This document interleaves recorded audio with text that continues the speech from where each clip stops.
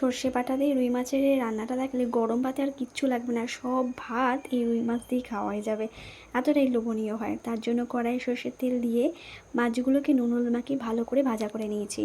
তারপর সেই তেলে কালো জিরে ফোড়ন দিয়ে দেবো একটা ছোটো সাইজের পেঁয়াজ কুচানো, একটা টমেটো কুচানো, দিয়ে ভালো করে ভাজা করে নেবো। এবং যাতে টমেটোটা সহজে গলে যায় এর জন্য পরিমাণ মতো নুন, হলুদ গুঁড়ো, লঙ্কা গুঁড়ো দিয়ে ভালো করে মিশিয়ে নেবো যতক্ষণ পর্যন্ত না টমেটোটা গলে যাচ্ছে আর মশলা দিয়ে সমস্ত তেল ছেড়ে যাচ্ছে।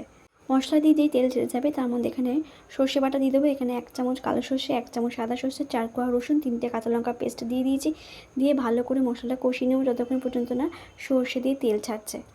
সর্ষে দিয়ে তেল ছাড়ার পর সেই সর্ষের বাটির মধ্যে একটু জল দিয়ে ভালো করে সেটার মধ্যে দিয়ে ভালো করে কিন্তু 5 মিনিট ফুটিয়ে নেওয়ার পর ভেজে রাখা মাছগুলো দিয়ে দেবো। আর 3টে কাঁচা লঙ্কাকে চিড়ে দিয়ে মাছগুলো একটু এপিট ওপিট করে নাড়িয়ে 5 মিনিট ফুটিয়ে নিলেই কিন্তু রেডি হয়ে যাবে এই দারুণ স্বাদের সর্ষে বাটা দিয়ে রুই মাছ। তারপর লাস্টে নামানোর আগে ধনেপাতা কুচি দিয়ে নামিয়ে নিন, দারুণ লাগবে।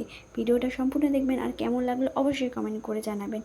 গরম ভাতের সাথে এই সর্ষে বাটা দিয়ে রুই মাছটা থাকলে আর কিচ্ছু লাগবে না। Thank you.